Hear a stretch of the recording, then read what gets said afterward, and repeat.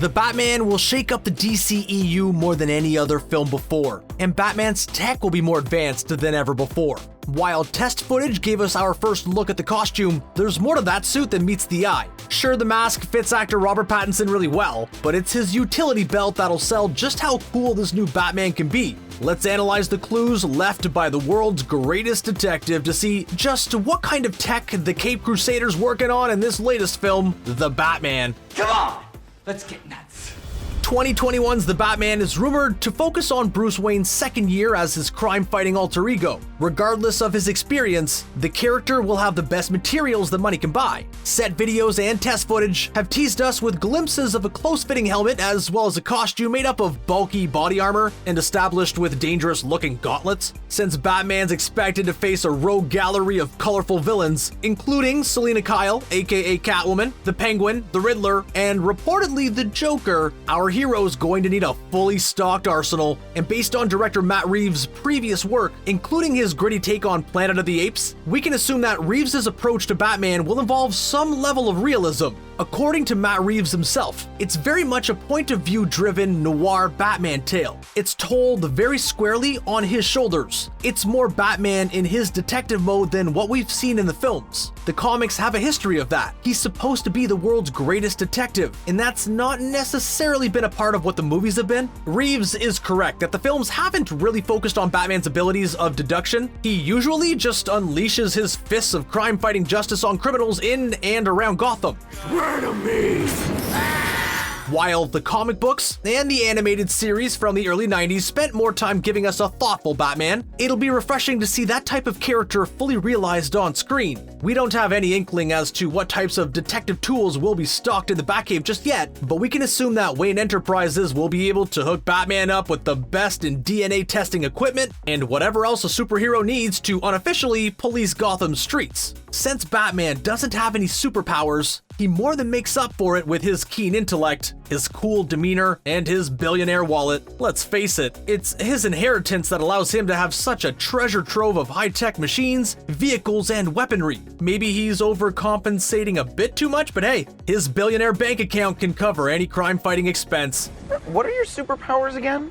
I'm rich. In past iterations of the character, Batman had a wide variety of gadgets to choose from, which ranged from effective to over-the-top to just plain cheesy. Since the character's been around for 80 plus years, age will do that to you. Early on, Batman had simpler tools at his disposal, like grappling hooks and batarangs, but as early comic book writers exhausted the character's tropes, they would often write themselves into corners. This meant that they would concoct convoluted ways to get Batman out of whatever traps the villain of the week had set for the Cape Crusader. In the Silver Age of the comics, around the 1950s to early 1970s, Batman, Robin, and other do-gooders were always using some form of defense that could only be thought up by the most omniscient superhero or the most desperate comic book writer. In Detective Comics number 213, in 1954, Batman outsmarted the Mirror Man by wearing a mask made of, well, mirrors. Other issues saw Batman use various forms of repellent, including the infamous Bat Shark repellent in Batman the movie, Adam West's version of the Dark Knight. Sure, it was supposed to be funny, but that series didn't necessarily bring integrity to the Bat brand. The goofs didn't stop there either. 1995's Batman Forever gave us the Bat Cuffs, which work like normal handcuffs except they look like something you would find in a Hot Topic.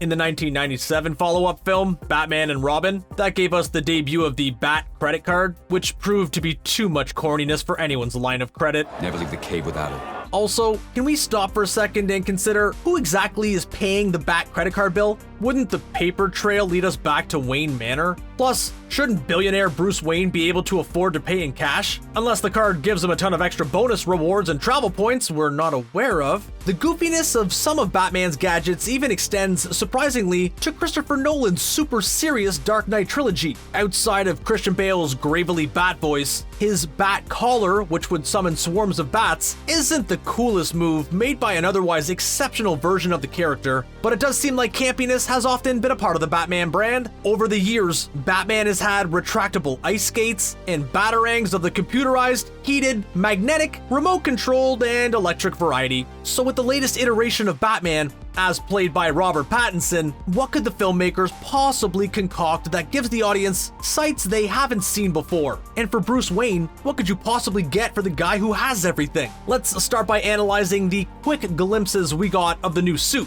At first glance, the Batsuit is pretty utilitarian. Sure, it fits Pattinson's lean frame like a glove, but parts of it are bulky, and under the lighting of the costume reveal video, it appears to be kind of cobbled together, like the suit of Christian Bale's Dark Knight in Batman Begins. Perhaps Pattinson's suit is a combination of a bunch of different pieces of armor, with various gadgets and modifications hidden within. Set photos leaked to the press give us more looks at the suit. In the pictures, Pattinson's stunt double can be seen, wearing the stitched-together cowl, with its signature pointed ears set further back on Batman's head. While the iconic mask seems to be secured tightly onto the character's noggin, the rest of the costume resembles the bulky body armor of a tactical soldier. This looks nothing like the slender, form-fitting costumes that we've seen in other live-action versions of the character. And while Christian Bale's costume seemed more practical than previous Batman uniforms, it still retained much of the Dark Knight's iconic look from the comics.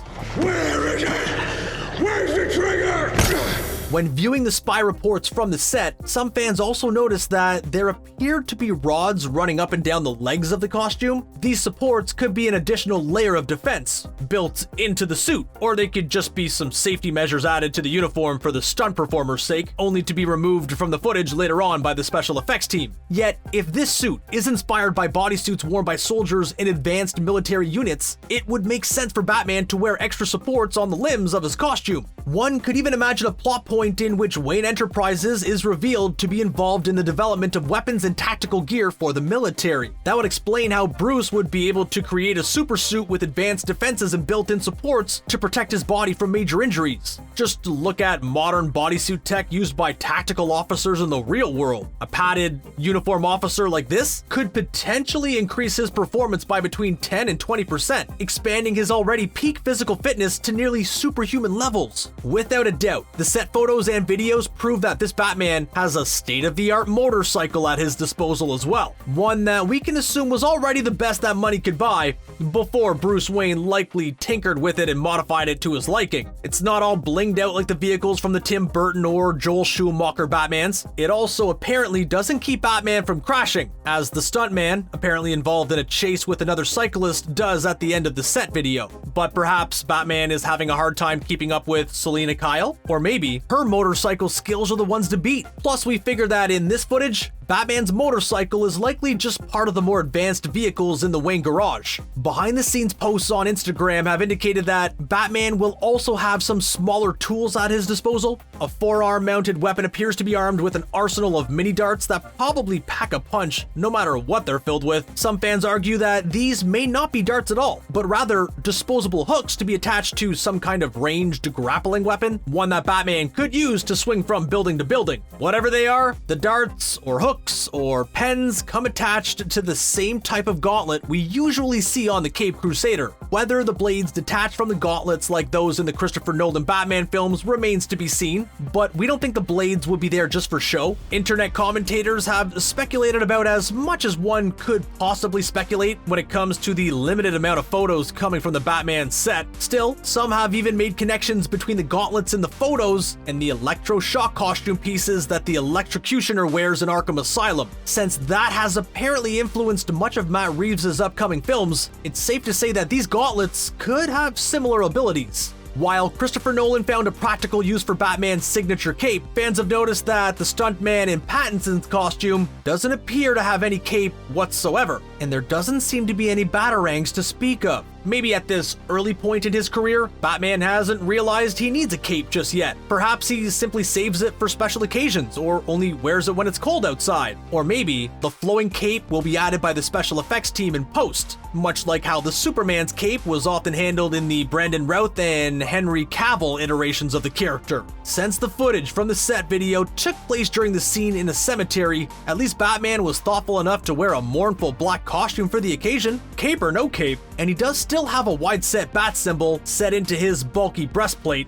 We think that bat symbol is too iconic to get rid of. Some social media users have complained about the look of the costume, saying Batman's new suit is too clunky or too reminiscent of Daredevil's uniform, but the most measured comments came from those who remembered that the behind-the-scenes photos of every superhero movie tend to get bad reviews from fans online. Let's face it, the costumes are meant to be photographed under cinematic lighting by expensive film cameras. After all, cell phone pictures aren't often flattering to normal people. Why should they be any different for chunky costumes seen out of context? The more imaginative and forgiving fans were quick to point out that Robert Pattinson's costume harkens to some of Batman's iconic comic book moments, whether it's the suit from Zero Year or the iconic White Eyes cowl. And regardless of the suit, the fact that this particular scene is set in a really gothic cemetery is encouraging to any fan who longs for a stylized live-action film in the vein of the feature-length animated cult classic Batman: Mask of the Phantasm.